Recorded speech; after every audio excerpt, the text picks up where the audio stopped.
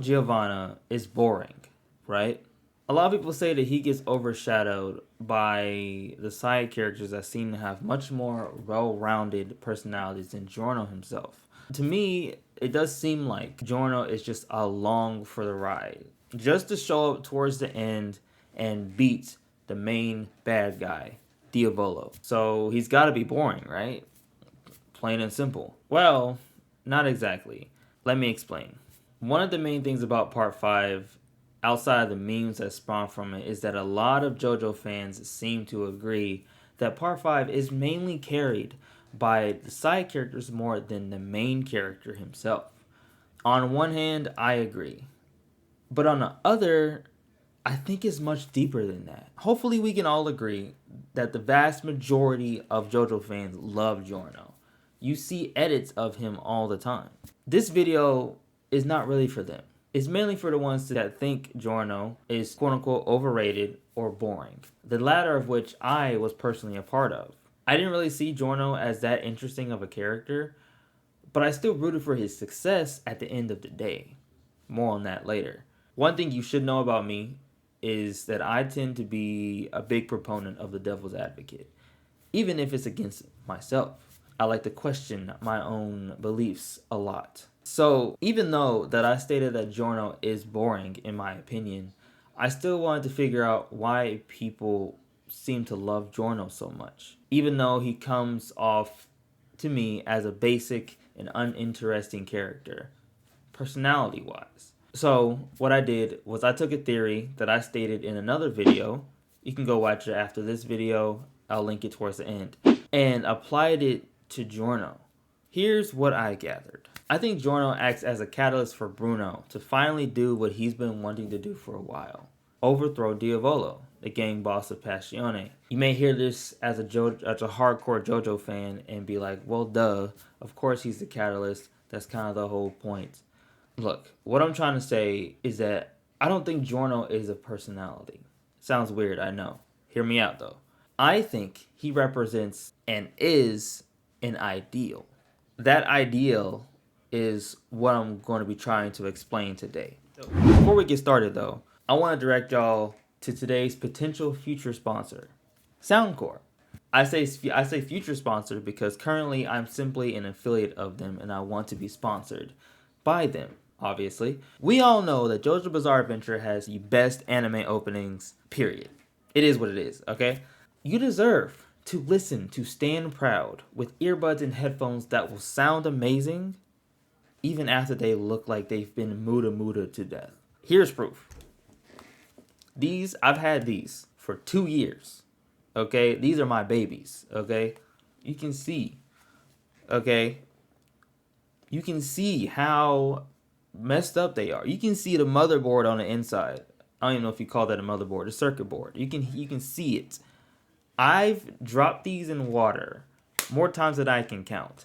I've dropped them on hard surfaces. I've dropped them so many places, okay? Simply because I am a clumsy dumbass, okay? It is what it is. But they still sound like they just came out the box. Like, I wish I was lying to you, okay? These are also SOUNDCORE as well. I just got these recently, and they sound amazing, okay? The bass in these bad boys is crazy. I'm gonna be honest with you, okay? These things has been through hell and back, and they still sound like they came out the box, like I said. I don't know how they did it, but these babies, okay, are durable and affordable. They're not even expensive. Yo, Editor Senku here. While I was editing, I forgot to add in a point. These things are better than Raycon. These things are better than Raycon. I'll be honest with you.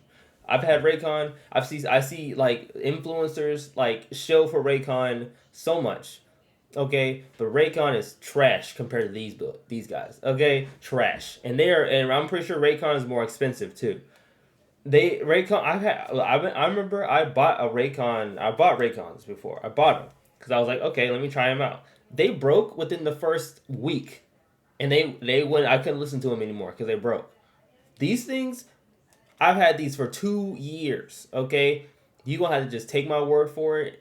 Okay, because I don't have the Raycons anymore. I threw them away. Okay, they are that trash to me. Okay, they're garbage. Okay, they are not worthy of my love. I'm sorry, but Raycon is garbage. Compared to these, SOUNDCORE is just better. It is what it is. So get you a pair of SOUNDCORE, okay? If you use my link in the description and buy yourself a pair, I get a percentage, and it goes straight back into the channel, okay? It goes straight into the channel, which helps me make better videos in the future for you. With that being said, thank you for listening. Back to the video. I want to define the word idealism. In philosophy, the term idealism identifies and describes metaphysical perspectives which assert that reality is indistinguishable and inseparable from perception and understanding. That reality is a mental construct closely connected to our ideas. Now, with that being said, unlike that hit Disney song, let's actually talk about Bruno. Bruno is a dutiful and noble man who joined Passione to combat the drug trades that ran rampant in the town at the time of his joining. Sadly, that same gang was doing what they said they weren't going to do, which was sell drugs, and now they're selling it to kids. Bruno wanted to do something, but Bruno can't, or he couldn't. He didn't think he could, because him standing up to Diavolo simply meant death for him and his team, and he did not want that at all. Nobody wants that. Bruno felt helpless, drifting in the nothingness of the horrible world that is his boss Diavolo and the world that he created. Bruno needed someone like Giorno to be that North Star in the dark void that was Passione, to essentially be the idealistic safety net for Bruno and his team. So here comes Bruno with this crazy goal to become a gang star of Passione and take down Diavolo from inside the gang and stop the drug trades. With this knowledge, Giorno doesn't come off as boring as he used to. He comes off as idealistic, passionate, stubborn, etc., etc.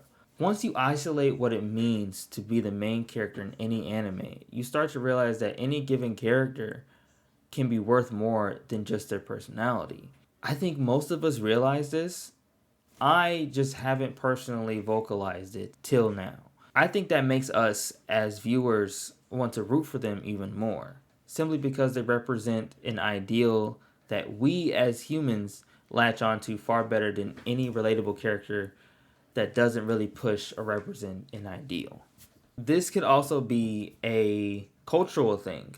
This could be because Americans have a certain way of telling stories, and the Japanese storytellers have a certain way of telling their own stories. This is just a dichotomy of what it means to watch a different culture tell a story. Goku is another great example of this idealistic character, where he doesn't have a character arc per se, but more of an idealistic drive to fight strong opponents and keep his favorite planet, Earth, safe. The drive to live in a reality that we ourselves created is a human one through and through. That's why we dream. That's why we have goals. That's why when we wake up in the morning, we don't stay in bed and stare at the ceiling all day. We have an ideal to work towards. So, next time you're looking at your favorite character and wondering why you love them so much, it's probably because they represent an ideal that you either relate to or you share. With that, my name is isaiahsenku. Love yourself, love others, and stay wise, okay? And always ask questions. See you in the next video. Hey, this is the video that I was talking about earlier. Go check it out. I'll see you over there.